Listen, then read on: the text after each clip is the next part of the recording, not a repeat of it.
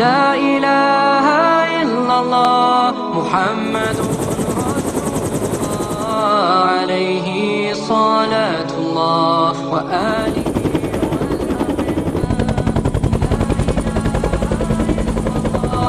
محمد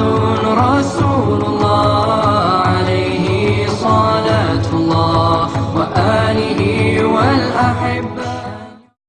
بسم الله الرحمن الرحيم. إن الحمد لله نحمده ونستعينه ونستغفره ونعوذ بالله من شرور أنفسنا ومن سيئات أعمالنا من يهد الله فلا مضل له ومن يضلل فلا هادي له. أشهد أن لا إله إلا الله وحده لا شريك له وأشهد أن محمدا عبده ورسوله أرسله بالهدى ودين الحق ليظهره على الدين كله ولو كره المشركون. أما بعد لقد قال الله تعالى في القرآن الكريم أعوذ بالله من الشيطان الرجيم يا أيها الناس اتقوا ربكم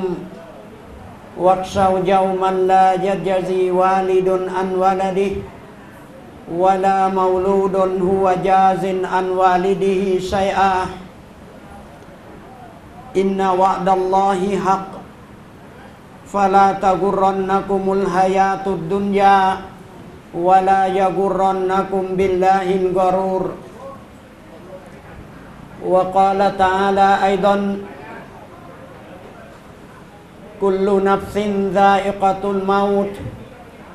إنما توفون أجوركم يوم القيامة فمن زحزح عن النار وأدخل الجنة فقد فاز ومن حياة الدنيا إلا متاع الغرور. السلام عليكم ورحمة الله وبركاته. ขอชุกรต่อ Allah Subhanahu wa Ta'ala ที่ผมและพี่น้องได้มีโอกาสมาพบกันและ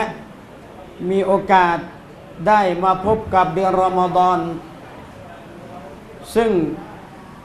เป็นเดือนที่เหล่าซอฮาบะห์และคนสลัฟในยุคต้นนั้นเขาโหยหาอยากจะพบกับรอมฎอนเขาจะขอดุอา6 เดือนให้ประสบพบกับรอมฎอนและหลังจากรอมฎอนได้จากไปแล้วเขาก็จะขอดุอาต่ออัลเลาะห์อีก6 เดือนให้พระองค์อัลเลาะห์ซุบฮานะฮูวะตะอาลารับการทำความดีของเขาในช่วงของรอมฎอนดังนั้นดุอาที่เราขอกันก่อนที่จะประสบพบกับรอมฎอนเราก็ขอนะครับอัลลอฮุมมะญะอัลรอมฎอนกอดิมันอิลัยนาบินอัมนิวันอีมานวันอิสลามวัสสลามติวันอิสลามวัตตอฟีกลิมาตุฮิบบูวะตัรฎอโอ้อัลลอฮ์ขอพระองค์จงให้รอมฎอนนั้นมุ่งหน้ามาหาเราในสภาพที่สุขภาพของเราสมบูรณ์นะครับแล้วก็มีอิสลามอยู่ในจิตสำนึกอยู่ตลอดเวลาและขอให้เราได้รับกับผลสำเร็จในช่วงของรอมฎอน29 หรือ 30 วันไอ้คำว่าเตาฟีกหรือแปลว่าได้รับกับผลสำเร็จนั้นก็หมายความว่าหลังจากรอมฎอนได้จากเราไปแล้วเราก็จะใช้ชีวิตอีก11 เดือนเหมือนกับเราอยู่ในรอมฎอนบุคคลใดมีพฤติกรรมอย่างนี้ก็แสดงว่าการถือศีลอดของเขาอัลลอฮ์ทรงรับง่ายนิดเดียวนะครับที่เราจะมองว่าใครอัลลอฮ์จะรับ การทำความดีของเขาในช่วงรอมฎอนหรือไม่นั้นให้ดูหลังจากรอมฎอนจากไปแล้วถ้าเขามีพฤติกรรม มีคำพูดมีกิริยามารยาทที่ดีงามมีจิตใจที่เอื้อเฟื้อเผื่อแผ่ต่อเพื่อนมนุษย์ด้วยกันเหมือนกับเขาอยู่ในรอมฎอนก็แสดงให้เห็นว่าอัลลอฮฺซุบฮานะฮูวะตะอาลานั้นได้รับการถือศีลอดของเขาไปแล้วดังนั้นพี่น้องที่มีเกียรติทั้งหลายครับในความรู้สึกของผมเนี่ยคิดว่าเราต้องคิดว่ารอมฎอนปีนี้น่ะอาจจะเป็นปีสุดท้ายของเราเพราะว่าวิกฤตของโลกดุนยานี่มันหนักเหลือเกินหลังจากรอมฎอนจากไปแล้วเนี่ยอีก11 เดือนเนี่ยเราจะอยู่ถึงไหมกับสงครามความร้อนระอุความแห้งแล้งที่อัลลอฮฺซุบฮานะฮูวะตะอาลาให้เกิดขึ้นเพราะฉะนั้นในการถือศีลอดปีนี้ให้พี่น้องทำให้ดีที่สุดนะครับเท่าที่จะทำได้ถ้าหลังจากรอมฎอนจากเราไปแล้วเรามีพฤติกรรมที่ดีงามหรือเราเห็นพี่น้องของเราเพื่อนฝูงของเราบ้านใกล้เรือนเคียงของเราคนที่เรารู้จักเขามีมารยาทที่ดีงามเหมือนกับเขาอยู่ในรอมฎอนสุดท้ายหลังจากรอมฎอนจากเขาไปแล้วเขาอิลารอมะติลลาห์กลับไปสู่อัลลอฮ์นั่นแสดงว่าสวรรค์อินชาอัลลอฮ์จะเป็นของคนเหล่านี้ดังนั้นพี่น้องที่มีเกียรติทั้งหลายครับถ้าหากว่าเราเนี่ยพินิจพิจารณาถึงคำสอนของอัลลอฮ์เนี่ยมันยากนะครับที่เราจะประพฤติตัวเองในสิ่งที่เป็นความไม่ดีเพราะว่าหนึ่งการละหมาด5 วักตูจากวักตูหนึ่งไปถึงวักตูหนึ่งจากศุกร์หนึ่งไปถึงศุกร์หนึ่งจากรอมฎอนหนึ่งไปถึงรอมฎอนหนึ่งนั้นมันจะลบล้างบาปซึ่งเป็นบาปเล็กๆนะครับตราบใดที่เราห่างไกลต่อบาปใหญ่และครบปีคนมีทรัพย์ก็ไปทำฮัจญ์หรือมีน้อยก็ไปทำอุมเราะห์ไปรวมตัวกันณสถานที่แห่งนั้นนี่มันเป็นข้อคิดเป็นสิ่งเตือนใจให้กับเราทุกคนนะครับเพราะฉะนั้นการที่เรามีการถือศีลอดในรอมฎอนและหลังจากนั้นในช่วงที่ละหมาด4 รอกะอัตจบแล้วอาจจะมีการนะซีฮะห์อาจจะมีการตักเตือนกันด้วยกับคำสอนของอัลลอฮ์และรอซูลนั่นเป็นผลดีต่อสังคมเพราะนั้นทุกวันนี้พี่น้องที่มีเกียรติทั้งหลายครับลูกหลานของเรานี้เลี้ยงยากมากๆเพราะว่าเขามีเพื่อนที่สนิทอยู่กับเขาอยู่ตลอดเวลาถ้าหากว่าเราปล่อยโดยที่เราไม่ให้ความสนใจกับเขาเนี่ยเขาอาจจะเสียคนและเราก็อาจจะเสียใจดังนั้นพี่น้องครับสลัฟเนี่ยได้พูดเอาไว้อัลนัลมุมฟาริดะบิตตออะติบัยนะอัลินมาอาซีวัลกัฟละติก็ดยุดฟะอุบิฮิลบาลามินันนัสกุลลิฮิมสลับบอกว่าแท้ที่จริงคนเดียวอยู่ในสังคมแต่เขาเป็นคนต่ออัตต่ออัลลอฮ์อยู่ในกลุ่มชนที่ไม่ดีและอยู่ในกลุ่มชนที่หลงลืมเนี่ยบางทีเนี่ยบาลานะครับพี่น้องบาลาที่จะโดนกับพวกเราเนี่ยถูกผลักออกไปทั้งหมดเลยเนื่องจากคนดีในสังคมคนเดียวเพราะฉะนั้นในสังคมมุสลิมเนี่ยจะขาดซึ่งการเรียนการสอนในเรื่องของศาสนาไม่ได้โดยเด็ดขาดฟะกะอันนะฮูยะมีฮิมยูดาฟิอูอันฮุมคล้ายๆกับว่าคนดีในสังคมนั้นยิ่งมีหลายคนยิ่งดีเนี่ยมันจะปกป้องมันจะคุ้มครองสิ่งชั่วร้ายที่มันจะเกิดในหมู่บ้านได้นี่คือการที่เราและท่านทั้งหลายจะต้องทำหน้าที่เพราะดุนยาเนี่ยเรารู้แล้วว่าเราเกิดมาเพื่ออิบาดะห์ไม่ว่าจะอิบาดะห์โดยตรงก็คืองานศาสนาหรือ จะทำให้ดุนยาเป็นอิบาดะห์ในอาคิเราะห์ก็ได้อัลลอฮ์จึงบอกว่าวะมาคอลักตุนยินนวัลอินซาอิลลาลิยะบุดุนฉันไม่ได้สร้างมนุษย์และยินมาเพื่ออื่นใดสร้างมาเพื่อที่จะให้เขาเหล่านั้นมาเคารพภักดีต่อฉันพี่น้องวิเคราะห์อัลกุรอานนะเวลาเราขอดุอาเนี่ยเราขอดุนยาก่อนร็อบบานาอาตินาฟิดดุนยาฮัสนะวะฟิลอาคิเราะติฮัสนะวะกินาอาซาบันนารก็แสดงให้เห็นว่าคนมุสลิมคือคนฉลาดเนี่ยคนที่ทำธุรกิจคนที่ทำดุนยาคนที่มีอาชีพดุนยาและก็เนียดเป็นอาคิเราะห์ก็แสดงว่าคนมุสลิมต้องเหนื่อยยันถึงกุโบร์วันที่จะตายก็เป็นวันที่เขาดีอกดีใจที่สุดที่จะพักผ่อนในอาคิเราะห์และจะไปรับรางวัลที่อัลลอฮ์เตรียมไว้ให้กับเราต้องเป็นสังคมอย่างนี้จึงเป็นสังคมที่อะไรสังคมมุสลิมพี่น้องไปดูในอัลกุรอานสังคมมุสลิมคือยะมุรูนบิลมาอารูฟวะตันฮาวนาอานินมุนกัรสั่งใช้ในเรื่องดีและปรามเรื่องชั่วนี่คือสังคมมุสลิมและสังคมมุนาฟิกีนล่ะยะมุรูนบิลมุนกัรวะยันฮาวนาอานินมาอารูฟ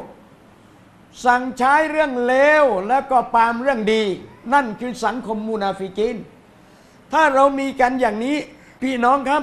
คนดีจะมากขึ้นคนดีจะมากขึ้นคนดีจะมากขึ้นคนไม่ดีจะน้อยลงน้อยจนกระทั่งว่าถ้าเราไม่ไปอยู่ร่วมกับคนกลุ่มดีเนี่ยเราต้องเลือกสองอย่างหนีออกจากนี่ไปหรือไม่อย่างนั้นก็ไปร่วมกับกลุ่มที่ดีก็เราบอกวันตะกุมมิงกุมอุมมาตุยาดะอูนะอิลัลค็อยรจงให้มีในกลุ่มของเจ้าสักกลุ่มหนึ่งกลุ่มที่เรียกร้องไปสู่ความดีดังนั้นสังคมใดก็ตามพี่น้องที่มีเกียรติทั้งหลายครับถ้าขาดซึ่งแกนในการที่จะสั่งใช้ในเรื่องดีและจะปรามกันในเรื่องชั่วนั้นนั่นคือสังคมที่ดุอาเป็นหมันทั้งหมู่เก็มดังนั้นคำพูดของท่านนบีต่อไปนี้พี่น้องครับผมขอให้พี่น้องพิจารณาและก็ช่วยกันตึกตองด้วยท่านนบีบอกนะครับจากหะดีษของมะกิลบินยาซาร์อานินนบีศ็อลลัลลอฮุอะลัยฮิวะซัลลัมจากท่านนบีมุฮัมมัดศ็อลลัลลอฮุอะลัยฮิวะซัลลัมบอกว่าอัลอิบาดะตุฟิลฮัรจกัลฮิจเราะติอิลัยยะการทำอิบาดะห์ในขณะที่สังคมมีแต่การฆ่ามีแต่ความเลวร้ายเรายังมีการเรียนการสอนและทำหน้าที่ได้สมบูรณ์นบีบอกว่าเหมือนชนกลุ่มนั้นอพยพไปหาฉันยิ่งใหญ่ไหมครับการที่เรามีอย่างนี้และก็จะต้องมีแกนนำด้วยในเรื่องต่างๆเหล่านี้ถ้าหากไม่มีแล้วผมถามสั้นๆและไม่ยากเลยคนรุ่นหลังจะอยู่ยังไงตอบสิครับเนี่ยถ้าไม่มีอย่างเนี้ยคนรุ่นหลัง10 ขวบ 8 ขวบนี่อยู่ยังไงเพราะนั้นพี่น้องอย่าลืมว่าคำพูดของท่านนบีมุฮัมมัดศ็อลลัลลอฮุอะลัยฮิวะซัลลัมเนี่ยพูดไว้สวยมากยูลาดุติฟรุอัลันฟิตเราะห์เด็กเนี่ยมันเกิดมาโดยธรรมชาติฟาอับบาวาฮูยูฮาวิดานีวะยูนัสซิรอนีวะยูมัจญิซานีสองพ่อแม่เท่านั้น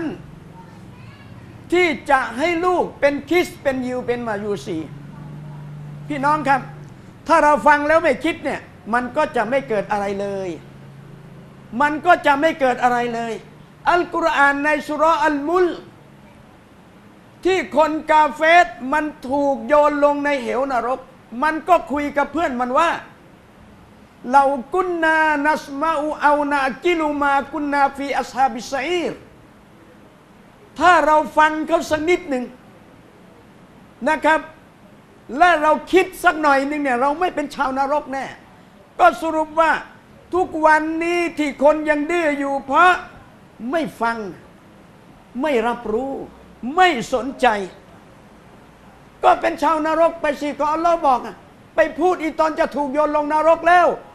เรากุนนานัสมาอูเอานากิรุถ้าเราเนี่ยฟังกับสนิดหนึ่งใช้ปัญญาที่อัลลอฮ์ให้มาที่แตกต่างกว่าสัตว์เนี่ยเราไม่เป็นชาวนรกสรุปว่าที่เป็นชาวนรกเพราะไม่ฟังพวกนี้คณะใหม่พวกนี้ไม่ดูอาพวกนี้ไม่บิสมิลลาห์คนที่ไม่เอาตามสุนนะรอซูลคืออยากทำตัวใกล้ชิดต่ออัลลอฮ์แต่ไปทำในสิ่งที่นบีทิ้งไปทิ้งในสิ่งที่นบีทำอยากทำตัวใกล้ชิดต่ออัลลอฮ์แล้วมันถูกไหมล่ะบิสมิลลาห์เขาอ่านค่อยหลังจบพยพแล้วแต่ฉันจะอ่านดังอันนี้อารมณ์หรือเปล่าให้คิดนะอารมณ์ไหมดังนั้นพี่น้องครับฟังหะดีษตรงนี้นิดหนึ่งเดี๋ยวผมจะพูดเรื่องรอมฎอนที่นบีบอกว่ายูลาดุติฟลูอัลฟิตรอเด็กนี่มันเกิดมาโดยธรรมชาติคืออะไรครับรู้จักอัลลอฮ์มาตั้งแต่ในท้องเลยใช่หรือเปล่าลองไปถามที่3 ขวบอัลลอฮ์อยู่ไหนอยู่บนฟ้าอัลลอฮ์ฝากกับมันมาหรือเปล่าแต่เราเนี่ยเบนเข็มมันให้มันทำซิริกใช่ไหมครับฉะนั้นกุรอานต้องคิดกุรอานต้องวิเคราะห์ถ้าไม่คิดไม่วิเคราะห์จะไม่เห็นภาพของอาคิเราะห์จะอยู่ยากผมไปกุตบาที่สุวรรณภูมิเมื่อวันศืนเนี่ยเมื่อวานเนี่ยพี่น้องครับตำรวจมันร้องไห้ข้างผมบอกว่าดุนยาเนี่ยอยู่ยากนะพี่น้องเพราะคนระดับท่านปริญญาทางนั้นที่ฟังกุตบาที่สนามบินสุวรรณภูมินะพี่น้องดุนยานี่อยู่ยากพี่น้องผมก็พูดของผมเองแล้วผมก็ถามตัวเองว่าทำไมอยู่ยากล่ะอ๋อก็อัลลอฮ์เขาให้ทั้งคนทรยศและก็คนดีบางคนให้กับคนดีน้อยกว่าคนทรยศคนด่าอัลลอฮ์อัลลอฮ์ก็ให้คนเอารูปนบีมาเป็นการ์ตูนอัลลอฮ์ก็ให้แต่การให้ของอัลลอฮ์กับคนทรยศนั้นเป็นการให้อย่างโกรธไม่ได้ให้อย่างรักพี่น้องจำไว้เพราะนั้นกาเฟรเขาพูดในอัลกุรอานอัลลอฮ์เล่าให้ฟังโอ้อัลลอฮ์ส่วนของฉันในดุนยานี่อัลลอฮ์เอามาให้หมดอาคิเราะห์ไม่เอาแล้วฉะนั้นกาเฟรรวยกับเราไม่ต้องแปลกใจเพราะอัลลอฮ์ให้กับมันอย่างโกรธและเราจะเอาไหม่ล่ะรวยอย่างกาเฟรถ้าไม่เอาพี่น้องต้องภูมิใจที่เรามาอยู่ในอิสลามของอัลลอฮ์ซุบฮานะฮูวะตะอาลาและทำหน้าที่ให้สมบูรณ์ตัวเองภรรยาลูกหลานทรัพย์สมบัติทำหน้าที่ให้สมบูรณ์ไม่ใช่ของเราพี่น้องนึกให้ดีถ้าของเรามันต้องไปกว่าเราวันที่เราตายหมอนดินมันเอาให้เราไปหนุนในโรงหมอนสวยๆอยู่ในตู้ใบเป็นพันไม่เห็นใส่ไปเลยเอาหมอนดินไปดูที่มันขี้เหนียวให้เราคิดตรงนี้พี่น้องว่าทุกวันนี้เรามีภรรยาเรากอดเราหอมภรรยาอยู่กับเรา20 ปีเคยสอนหะดีษให้กับภรรยาสัก5 ต้นไหมมีไหมครับมีสามีคนไหนสอนหะดีษให้กับภรรยาบ้างยกมือขึ้นแล้วรักกันยังไงเนี่ยนี่คือรักในทางของอัลลอฮ์พี่น้องเพราะนั้นนบีจึงพูดไงการทำอิบาดาในขณะที่สังคมโลกมันมีแต่สงครามมันมีแต่การฆ่านั่นเหมือนกับพวกท่านอพยพไปหาฉันอัลลอฮฺอักบัรแสดงว่ามันต้องเกิดแน่ไอบาลาอันนี้แต่เมื่อไหร่เท่านั้นผมจึงบอกว่ารอมฎอนปีนี้เอาให้ถึงที่สุดเรื่องของความดีเพราะปีหน้าเราไม่แน่ใจว่าวิกฤตมันจะเกิดอีกขนาดไหนครับบังดังนั้นละกัดอักบารันนบีศ็อลลัลลอฮุอะลัยฮิวะซัลลัมอันนันติฟละฮีนยูลาดูอัลฟิตรอัสซลีมะอัลกาบิลติลลิลขัยรอัลลอฮุอักบัรท่านนบีบอกว่าแท้ที่จริงเด็กเนี่ยติฟเนี่ยในขณะที่คลอดมานั้นยูลาดูอัลฟิตรติสซลีมะมันคลอดมาในสภาพที่ฟิตรออันบริสุทธิ์ฟิตรออันบริสุทธิ์ที่จะตอบรับกับความดีนี่คือฟิตรออันบริสุทธิ์คือธรรมชาติอันบริสุทธิ์ที่เด็กจะตอบรับกับความดี ฟาอิซันในเมื่อว่าพี่น้องครับเอาความดีให้กับเด็กเนี่ยเด็กจะรับทันทีเลยโดยที่ไม่เป็นความยากสำหรับเขา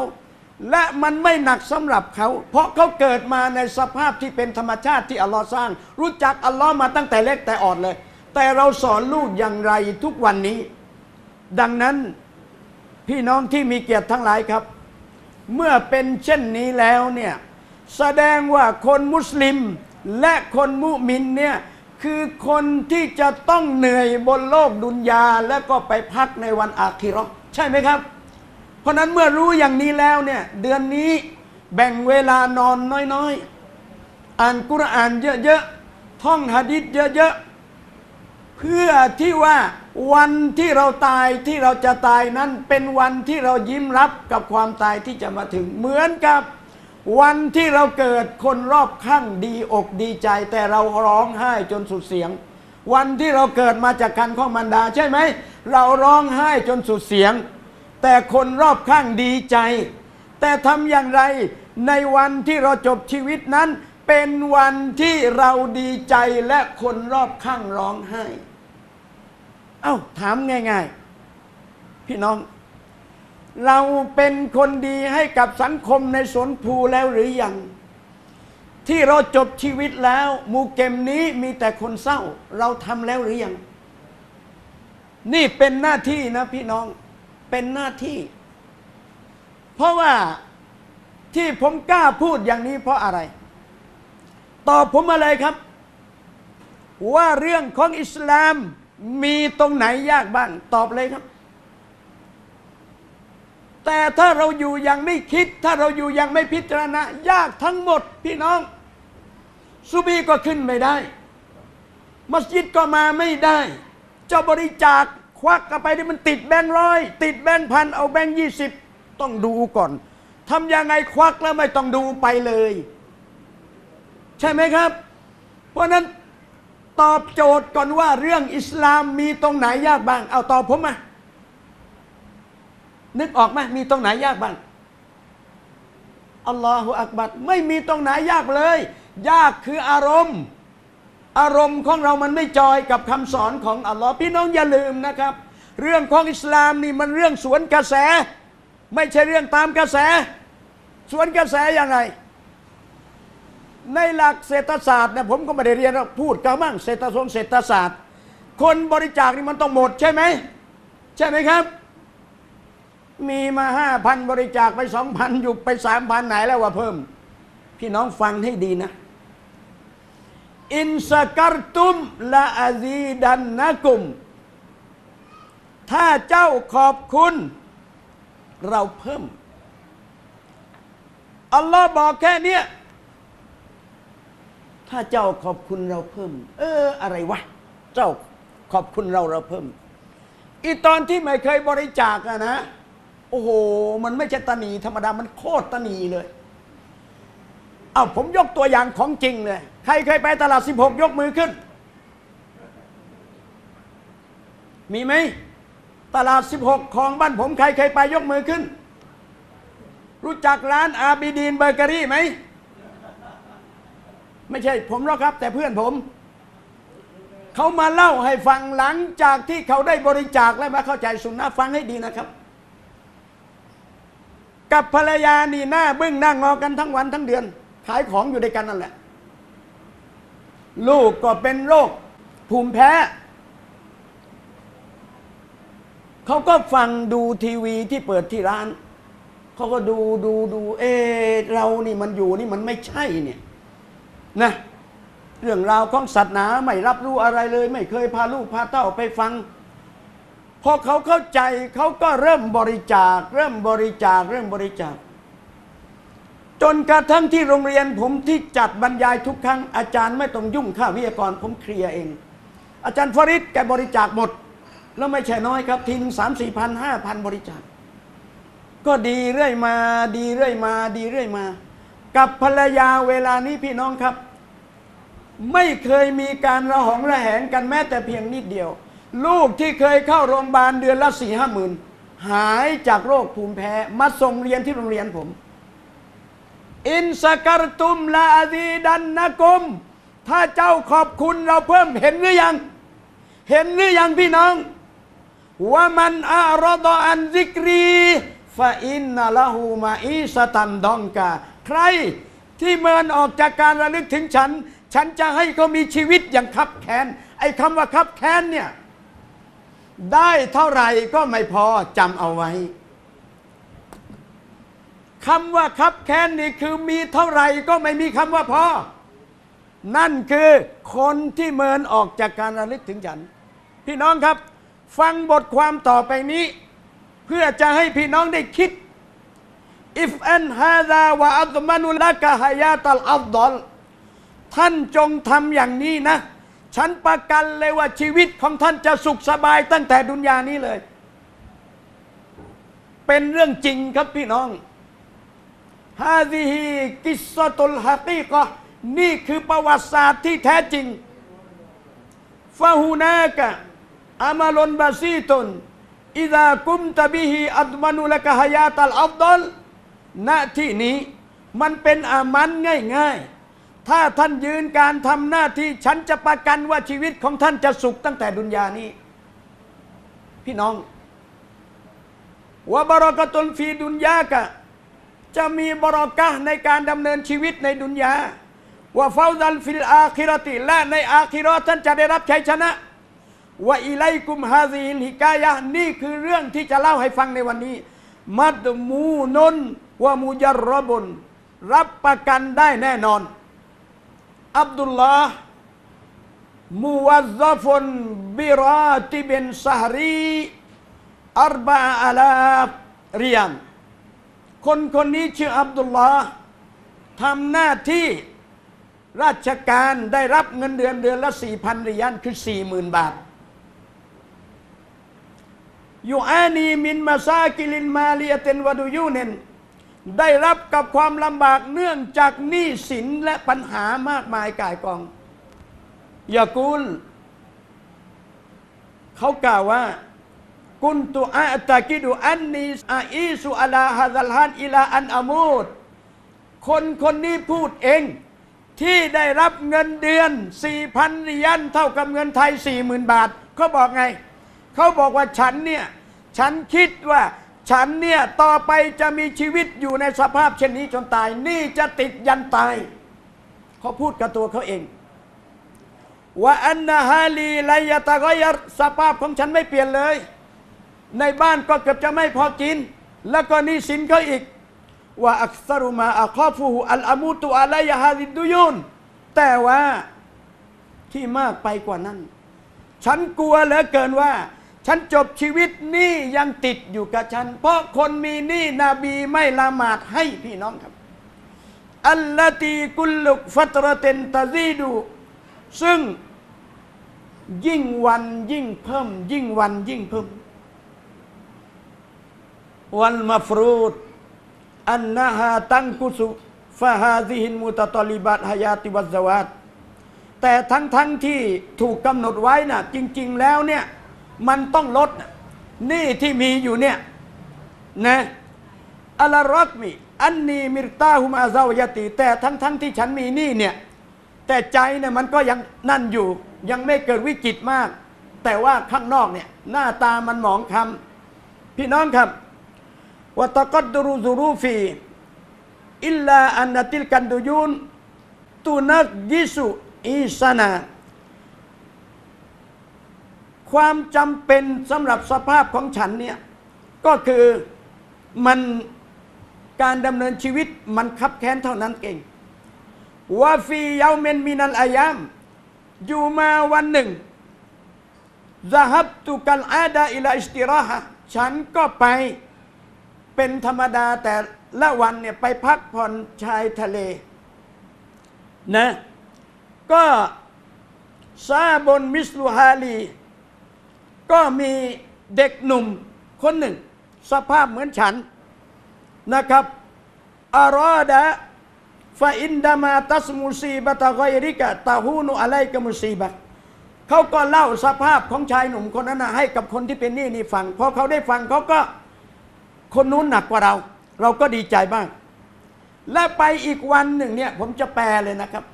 ก็ไปเจอเพื่อนซึ่งเพื่อนคนนี้เป็นคนที่มีความคิดที่เฉียบแหลมซึ่ง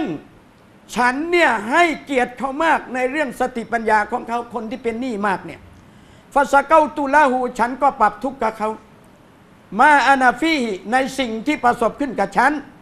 วานาซีฮะตีเพื่อนคนนี้นาซีฮะฉันเตือนฉันว่าไง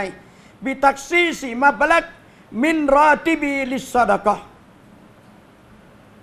หนักเลยครับคำนี้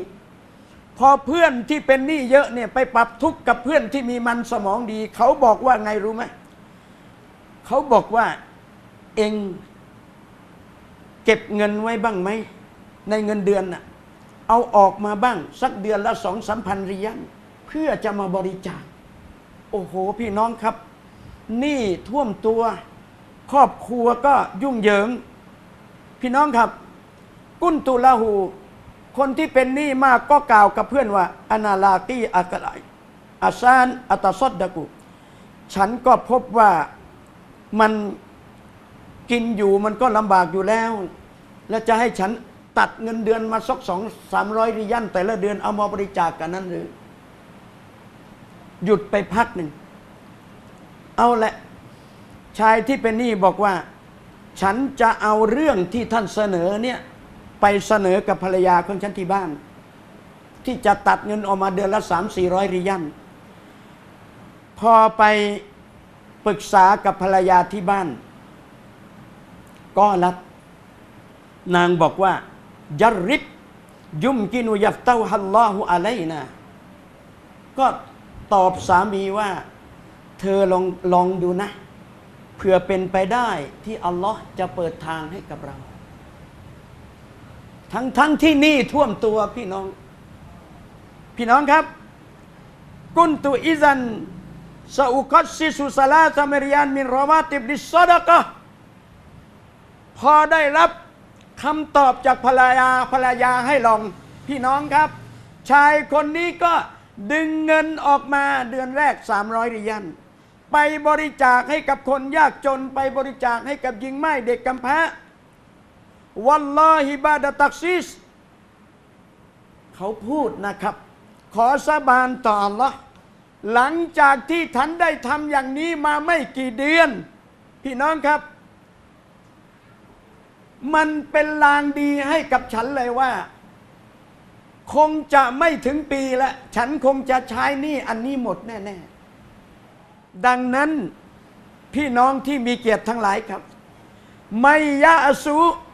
อันซิกริรเราะห์มานนุกัยยิดละหูไซตอนัมฟะฮุวะละหูกอรีนใครก็ตามที่ดำเนินชีวิตในดุนยาในสภาพที่ลืมเราะห์มานลืมอัลลอฮ์เราจะให้ไซตอนมาเป็นเพื่อนคู่คิดกับคนเหล่านี้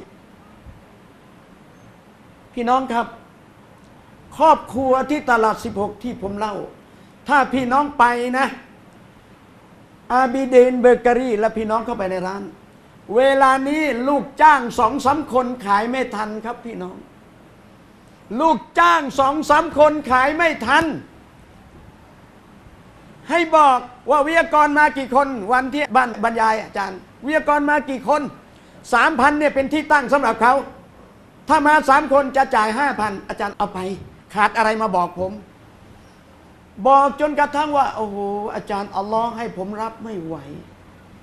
นี่คือสิ่งที่เราและท่านทั้งหลายจะต้องตระหนักเพราะอะไรครับพี่น้องบรรดาเหล่าซอฮาบะห์ของท่านนบีมุฮัมมัดศ็อลลัลลอฮุอะลัยฮิวะซัลลัมเนี่ย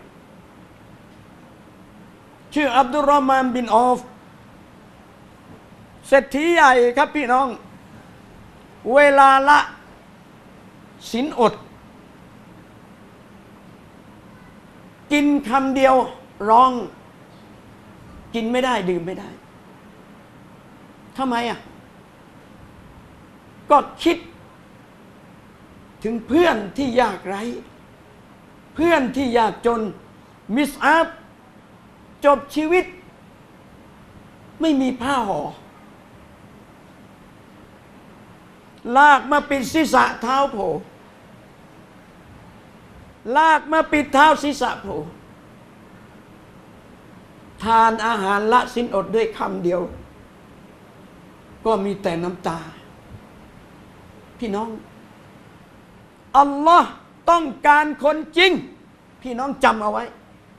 จะเล่าอีกสักเรื่องไหมเรื่องจริงเนี่ยถ้าพี่น้องไปตลาด16เอาตลาดบ้านผมนี่แหละเดินไปจะเจอร้านขนมหวานยาวประมาณสัก6 เมตรยาวประมาณ6 เมตรกว้างประมาณเมตรกว่าๆคนขาย6 คนน้องสะใภ้ผมเองสามีจบชีวิตไป20 ปีไม่มีใหม่ตอนจบชีวิตใหม่ๆพัดลมตัวหนึ่งยังไม่มีซื้อให้ลูกแต่เวลานี้ลูก3 คนจะบินวันที่17จะไปทำฮัจญ์ฟอร์จูเนอร์คนนี้นาดีนเมื่อไรไปทีเอ็มฝากตังไปด้วยเมื่อไรไปยาตีมฝากตังไปด้วยนี่คืออิสลามมันสวนกระแสยิ่งให้ยิ่งรับพี่น้องอิรฮามูมัมฟิลอัรยัรฮามุกุมมัมฟิสสมาจงเมตตาผู้ที่อยู่บนดินไม่ว่าจะเป็นมนุษย์หรือสัตว์ผู้ที่อยู่บนฟ้าจะเมตตาเจ้าถามว่าทุกอย่างที่อัลลอฮ์ให้เรามานะของเราหรือของอัลลอฮ์จำไว้นะอัลลอฮ์ต้องการคนจริงอัลลอฮ์ต้องการคนจริงไหนของเราภรรยาตายรีบไปฝังเลยหมดอีดอเดี๋ยวแต่งใหม่ไหนของเราสตังค์อยู่ในธนาคารปลดเกษียณแล้ว10 ล้านกีไว้ทำไรเฮ้ยเอาไว้รักษาตอนแก่เฮ้ยบ้าแล้วดาวูมารดากุมบิสซะดากาตจงรักษาโรคของเจ้าโดยการบริจาคหมอเรียก 5,000 บริจาคไป10,000หมอเรียก 20,000 บริจาค 30,000เอากันที่การล้อเนี่ยใครจะจริงเดี๋ยวมันก็หายพี่น้องใครเป็นผู้ให้เรามาทั้งโรคทั้งรวยเนี่ยใครอัลลอฮ์ใช่ไหมแล้วเราจริงกับอัลลอฮ์ไหมล่ะฉะนั้นไม่ต้องกลัวหรอกให้จริงกับอัลลอฮ์มันตะกรบะอิลัยยะซิบรันใครใกล้ชิดต่ออัลลอฮ์คืบหนึ่งอัลลอฮ์มาสอบมันตะกรบะอิลัยยะซิรานใครใกล้ชิดต่ออัลลอฮ์1 ศอกอัลลอฮ์มาวาใครเดินเข้าหาอัลลอฮ์อัลลอฮ์วิ่งความหมายอันนี้คือเรายิ่งใกล้ชิดต่ออัลลอฮ์อัลลอฮ์ยิ่งรักนะครับที่ผมบอกทีแรกถ้าเราไปเจอคนหนึ่งคนเนี้ยทรยศต่ออัลลอฮ์ชิริกก็ทำบิดาก็ทำหมดแล้วครับสิ่งที่เป็นความชั่วแต่อัลลอฮ์ให้เขาเหลือเกินไม่ว่ามันทำอะไรรวยไปหมดเลยท่านทั้งหลายจงทราบเถิดนั่นคืออัลลอฮ์ให้กับเขาอย่างโกรธแล้วล่ะครับไม่ได้ให้อย่างรักแต่ให้อย่างรักล่ะพอให้แล้วไม่ดีใจหรอกทำไมล่ะครับอัลลอฮ์ฝากมาข้างโน้นคนนี้เด็กกำพร้าคนยากจนหญิงไม้องค์กรที่ทำงานศาสนาใช่หรือเปล่าพี่น้องเพราะฉะนั้นท่านนบีมุฮัมมัดศ็อลลัลลอฮุอะลัยฮิวะซัลลัมบอกว่าไมยะกุซุอันนีฮาซิฮิลกะลิมาตใครจะเอาจากฉันไปไหมคำพูดต่อไปนี้หนังสือเล่มนี้เขาชื่อว่านบีถามซอฮาบะห์ตอบนบีถามว่าใครจะเอาจากฉันไปไหมคำพูดหลายกะลิมาต่อไปนี้เอาไปแล้วฟายะมาลูบิฮินเอาไปปฏิบัติด้วยเอาจุอัลลิมุมัยยะมาลูบิฮินหรือสอนให้คนอื่นปฏิบัติด้วยท่านใดนั้นท่านอบูฮุรอยเราะห์บอกว่าอะนายารอซูลัลลอฮ์ฉันเอารอซูลฉันเอาเลยท่านบอกมาเลยเอาฟังให้ดีนะครับ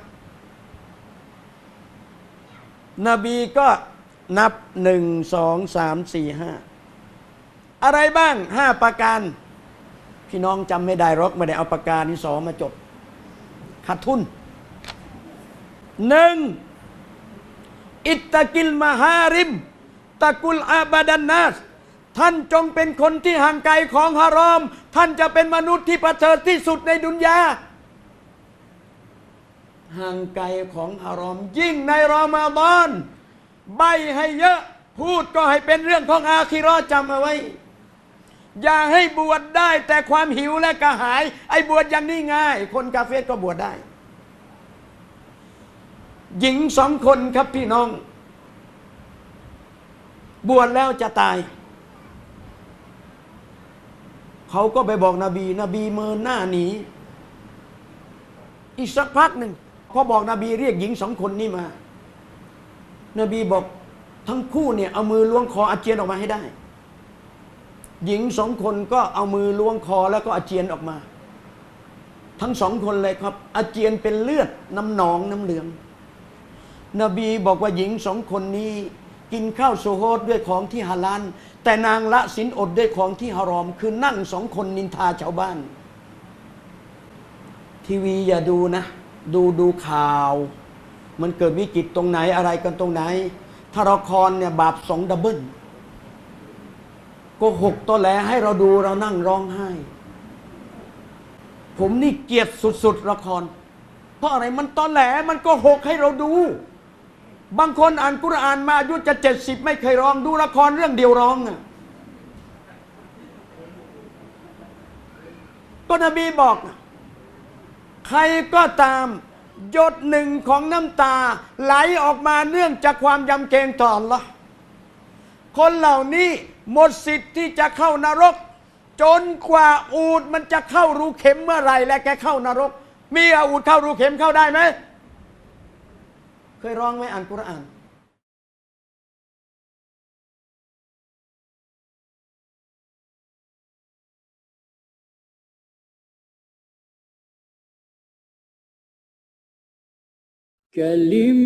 كلمتان حبيبتان إلى الرحمن خفيفتان على اللسان ثقيلتان في الميزان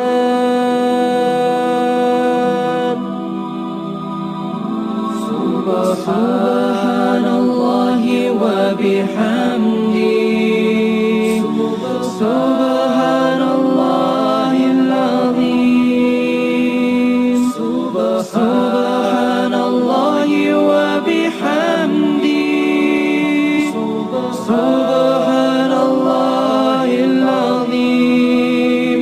كلمتان